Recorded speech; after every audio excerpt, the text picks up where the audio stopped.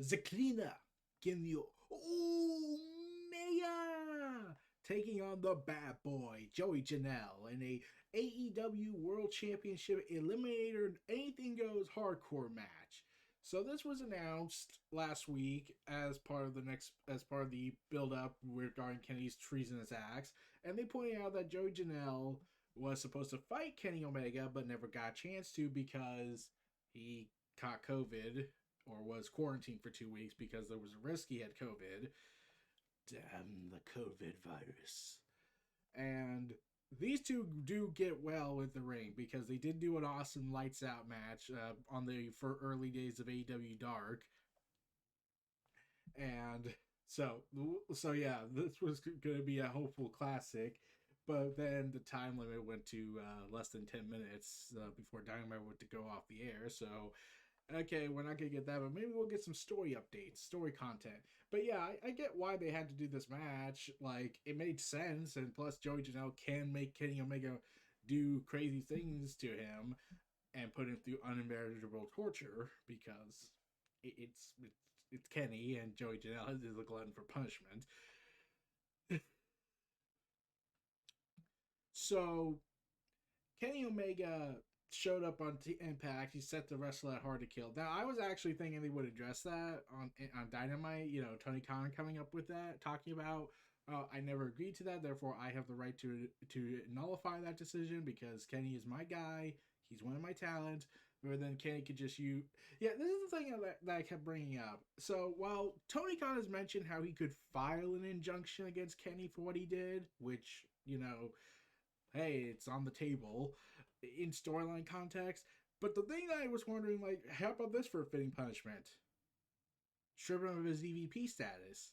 Because they have acknowledged in the canon of AEW that Kenny Omega is an executive vice president with the Young Bucks and Cody. So why not just have Tony Khan use his power over him and say, yeah, well, you're no longer the president, EVP of this company. So there you go. Actual big consequences instead of letting Kenny get away with it because it's free publicity, which isn't understandable. It reminds me a lot of Vince McMahon's feud with Stone Cold. Like, he was like, okay, I hate Stone Cold's guts, but damn it, he's our world champion. I need to get the title off of him. If I don't, he'll probably take it somewhere else if I fired him now, and it would look bad for my image. Yeah, or like when Triple H was trying to stop Daniel Bryan, he didn't go out of his way to fire Daniel Bryan, even though he really could have and ended the story there, but that would not have been interesting. And he realized, yeah, he's a good talent. He's just not the guy I want as the champion, even though that's Vince talking and not Triple H. So, yeah. Um. So yeah, Tony Khan could easily strip Kenny, not of the title and anything, but he could strip him of his EVP status. A proper punishment that Kenny has to pay for something, instead of just go do what you want. I'm just gonna be passive aggressive on my paid advertisements on Impact, and then not really, and then brag about how I have more money than them because I am a con. So yeah, so because Joey Janela didn't wrestle against Kenny Omega and Kenny Omega managed to kill Sonny Kiss, they were like, well, Kenny Omega has kind of a no right to his legitimacy. He needs to take out all legitimate contender, all people who have a legitimate claim to deny his right to be champion, and Joey Janela has that right. So Joey Janela, this was a 7-minute destruction of Joey Janela. Like, he got some good shots in, and like some people said they hoped it was going to be a squash. I don't want that. I want Joey Janela to showcase his talents because like I'm not a fan of squashing wrestlers unless they're like the really like the James Ellsworths that got over because they were getting squashed by Braun Strowman. But Joey Janela's like, he can go. We've seen him go in the ring. Yeah, he's not at that TNT card, but fighting Kenny Omega could help him. And plus, he was supposed to be in that world title elimination tournament match, so he clearly has some value. So, yeah. And Kenny Omega doing this to Sonny Kiss was iconic, and now it's a meme. Yeah, terrible recreation. Don Callis tries to go on commentary and has an argument with Tony Schiavone. Continuity is not just for the coherent anymore. Man. So he goes ahead. Don Callis takes the microphone and starts doing his own commentary. And they were teasing this on Twitter. Doc Gallows and Luke and Carl Anderson were teasing that they were in Florida, that they were there. They were at AEW. They were teasing that. They never showed up, sadly. That was the big disappointment I had. Like, I thought since they were back together and there's rumors that they're going to have matches in AEW during as part of this partnership, that this was going to lead to something, but no. But Don Callis, I thought Don Callis was going to bring them out, especially since Sonny Kiss was around. He was good, like they were going to have him get involved and then get beaten down by Carl Anderson and Doc Gallows as Kenny Omega just murders Joey Janela with multiple V triggers to the skull, which is possibly the most deadliest kick I've ever seen, knee strike I've ever seen.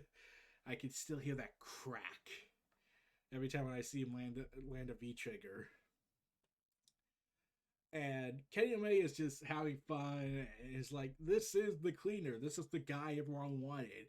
And he ultimately gets the victory, even after Joey Janela spikes him through a table. But Kenny Omega and Don Callis go ahead and says, they have been silenced. The haters have been silenced. And there are no more unanswered questions for the champ. But then we got Hope on the arrival. Pac the Bastard. And the Lucha Bros, Mexicans of Death Triangle coming out. And the Lucha Bros and Kenny Omega says that he has an unfinished business with Omega. Pac leading the charge. But Pac is like, but it's not about me tonight. Pac wants to address an injustice. And Pac, using logic and storytelling continuity tissue, states that Phoenix, who won against Pentagon Jr., but was forced to relinquish his spot because he got injured during that match. But they point this out, he never lost a match. He was injured, but he never really lost the match. He never lost the tournament. So Don Callis' response with, wrestlers don't tell the world champion what to do, which I'm pretty sure pisses off Rich Swann more because, hey, you're the Impact guy. You're supposed to be representing me, not, that guy. And Pac reveals, I've spoken to Tony Khan, and at the end of the year for December 30th, it will be Rey Fenix versus Kenny Omega for the AEW World Championship. And the show closes with Kenny and Don Callis being none too pleased that they have to actually work. Oh no! But we're going to expect craziness to happen, so look forward to that. I was still expecting the Good Brothers to show up. Sadly, they didn't, which was disappointing. Like, that was going to be part of the tie-ins to the whole thing. But it feels like all the good story progress is mostly on Impact, and all the tie-in and filler arcs are in AEW because reasons. Like, I was honestly expecting, and the one major moment that happened on Dynamite was the recycling of the Impact promo. But I did get the feeling they're going to kick into high gear soon. So I get the feeling that once December 30th comes around, the big AEW closing of 2020, I get the feeling the Good Brothers are going to show because, Pac and Pentagon will no doubt be by Rey Fenix's side, and Kenny's going to need help because Don Callis doesn't wrestle. He was Cyrus the Virus and mostly got his ass handed to him because he was the network. And yeah, it's a pretty exciting time for Kenny. Like, he's the cleaner now.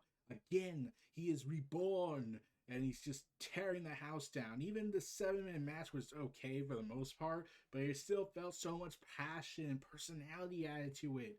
And that's what I love. Like, this is what I did praise for a little bit of the Attitude Era. While it wasn't this perfect era like so many people like to say, I have said that while the Attitude Era wasn't perfect, it did feel like everyone had something to do.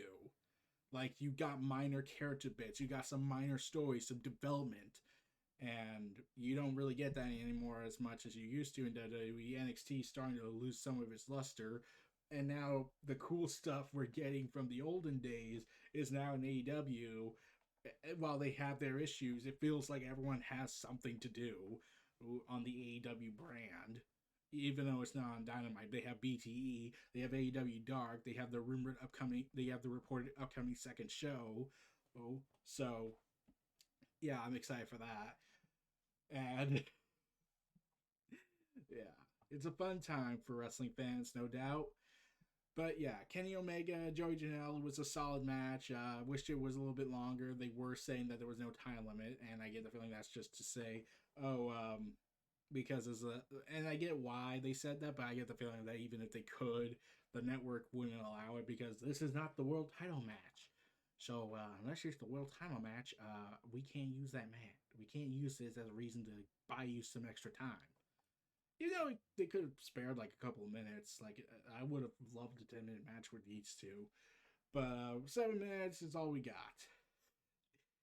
But yeah, Kenny was great, Don was great, Joey Janelle was great. I hope he gets pushed a little bit more.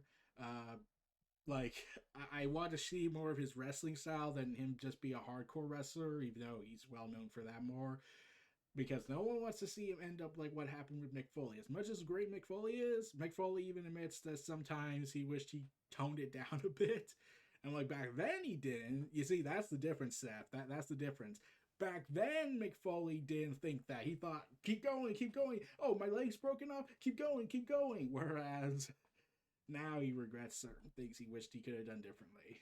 But enough of my shot at Seth Rollins, because of course I had to do that, because AEW does shots at WWE, so I might as well just do a shooting at Seth. So, that. So yeah, this was Neo Reality WrestleVerse. Feel free to like, comment, subscribe, check out my other channels below. Oh, and stay tuned for more. I'm gonna enjoy every moment of this still. Let's see. Can't wait for 2 weeks with Kenny Omega taking on Rey Fenix in what will be a classic. And I hope they're allowed to go overtime for this match, especially if we're going to get the Good Brothers. So that was all I had to say. Feel free to like, comment, subscribe, check out my other channels, like I said. And stay tuned for more. Take care, everybody, and I'll see y'all next time. Peace.